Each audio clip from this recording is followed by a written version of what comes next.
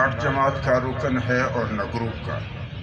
لہذا آپ اس بات کو کبھی بھی زبان پر نہ لائیں کہ فلاں کو نکالا ہے یا فلاں کی رکنیت ختم کی ہے۔ جب ہم کسی جماعت کے رکن ہے ہی نہیں تو اس میں رکنیت کے خاتمے کا یا نکالنے کا جو اصطلاح ہے وہ مناسب بھی نہیں ہے اور صحیح بھی نہیں ہے، اور اس کو تشہیر بھی نہیں دینا چاہیے، اور کوئی ساتھی اس کو زبان پر بھی نہ لائے۔ میں نے پہلے بھی کہا تھا اور اب بھی کہتا ہوں انشاءاللہ العزیز کہ مناسب وقت پر ہم اپنے مرکزی ساتھیوں کو ان کے یہ دستور کے مطابق ایک نوٹس جاری کریں گے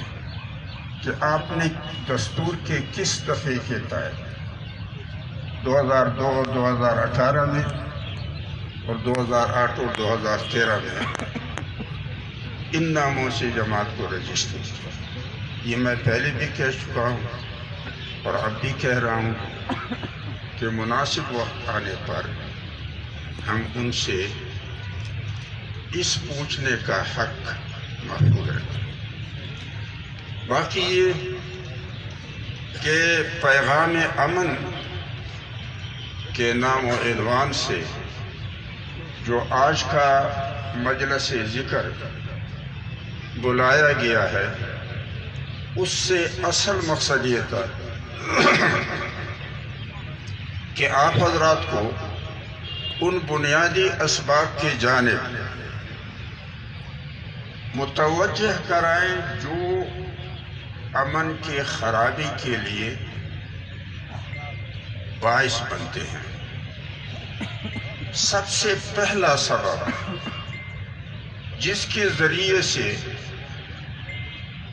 امن تہو بالا ہو جاتا ہے اور امن کا ماحول بدامنی سے بدل جاتا ہے، وہ حالات،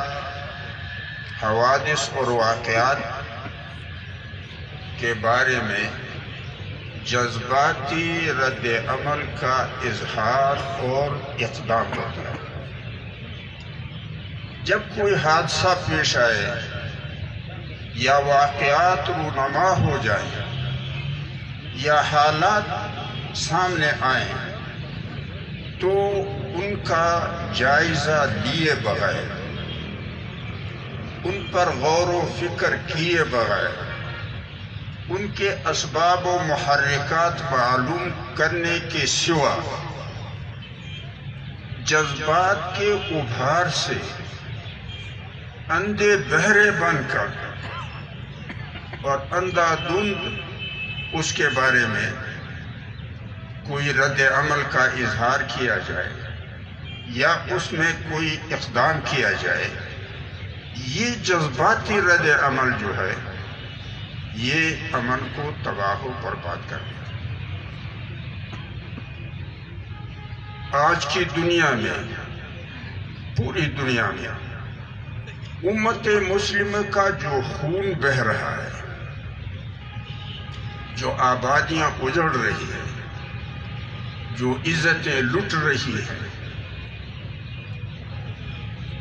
میں سمجھتا ہوں کہ یہ ہمارے اس جذباتی رد عمل کے اظہار اور اقدام کے نتائج ہیں۔ کسی نے یہ نہیں سوچا کہ اگر آج بین الاقوامی سطح پر کہا جاتا ہے کہ امت مسلمہ دہشت گرد ہے، اگر ہم ان کے ساتھ ان کی اس بات کو یوں دہرائے کہ اگر امت مسلمہ دہشت گرد ہے تو پھر اس کے دہشت گردی کا نشانہ تو کسی اور کو بننا چاہیے۔ امت مسلمہ خود اپنی دہشت گردی کا خود نشانہ کیسے بنتا ہے؟ کوئی معقول گفتگو یہ نہیں ہے کہ امت مسلمہ دہشت گرد بھی وہ ہو اور پھر اپنی دہشت گردی کا نشانہ بھی امت مسلمہ خود ہی بنے، یہ کوئی معقول وجہ نہیں۔ ہمارے پاکستان کے